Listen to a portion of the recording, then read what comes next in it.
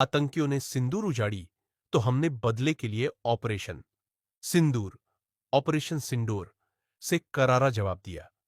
शादी विवाह पर्व त्योहार में प्रेम को दर्शाता ये सिंदूर कई बार काल कारण भी बन जाता है, जिसका जीवंत उदाहरण आप देख ही रहे हैं। ऐसे में सिंदूर को लेकर काफी कुछ गूगल पर सर्च किया जा रहा है। चलिए हम सिंदूर का इतिहास जान लेते हैं और सिंदूर से जुड़ी पौराणिक कहानियों को भी पढ़ते हैं, जो हमें प्रेरणा देती है। सिंधु सिंदूर और आतंकियों की तबाही वाला ऑपरेशन सिंदूर भी सिंदूर का महत्व बता रहा है। भारत ने सबसे पहले सिंधु नदी का पानी रोककर आतंक पर चुप्पी साधी, पाकिस्तान सरकार को जगाया। उसके बाद ऑपरेशन सिंदूर ने आतंकियों को राख करने का काम किया। ये संयोग समझिए या कुछ और, जो सिंधु और सिंदूर आज पाकिस्तान के लिए काल बने हैं, इन दोनों का नाता भी इतिहास से जुड़ा रहा है। वो कैसे, आप आगे समझ जाएंगे। सिंधु घाटी सभ्यता। क्या हम सबसे पहले सिंधु घाटी सभ्यता, इंडस वैली सिविलाइजेशन को समझते हैं, जिससे सिंदूर का इतिहास समझ आएगा।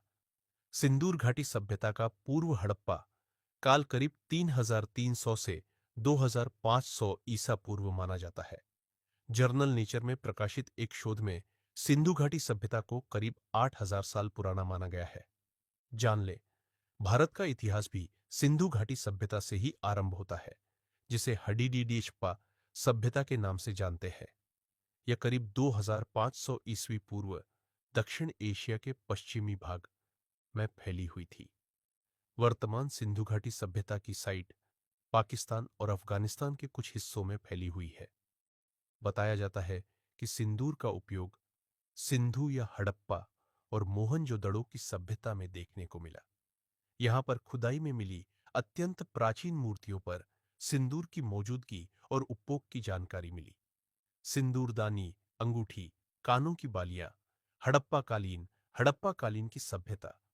सबसे बड़ी साइट राखीगढ़ी में खुदाई के दौरान महिलाओं के सजने संवरने को लेकर काफी चीजें मिली। पत्थर की मालाएं, मिट्टी, तांबा व फियांस से बनी चूड़ियां, कंगन, सोने के आभूषण, मिट्टी की माथे की बिंदी, सिंदूरदानी, अंगूठी, कानों की बालियां आदि। इससे यह पता चल जाता है कि महिलाएं 8000 साल पहले भी सिंदूर लगाती थी और सजने संवरने के लिए कंगन, चूड़ी, अंगूठी, बिंदी आदि का यूज करती थी। पुराने जमानों में कैसे बनता था सिंदूर, सिंदूर कैसे बनता है? खुदाई के दौरान जब चीजें मिली तो यह भी पता लगाया गया कि इनको बनाया कैसे जाता है। यह पता चलता है कि सिंदूर को पुराने जमाने में हल्दी, फिटकिरी या चूने से सिंदूर को बनाया जाता था। वेद पुराणों में सिंदूर का जिक्र, वेदों और पुराणों में भी सिंदूर का उल्लेख मिलता है।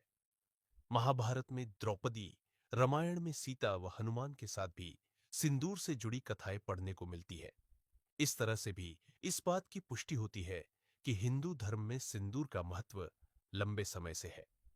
द्रौपदी की सिंदूरी मांग सजाने की कहानी, इस सिंदूर की एक कहानी महाभारत में पढ़ने को मिलती है। द्रौपदी ने चीरहरण के गुस्से में बाल खोल दिए थे और सिंदूर नहीं पोंछा। कहा जाता है कि उसके बाद सिंदूर भी नहीं लगाया था। द्रौपदी ने चीरहरण का बदला पूर्ण होने पर महाभारत युद्ध में दुशासन के खून से बाल धोए थे और उसके बाद लाल सिंदूर से मांग सजाया था।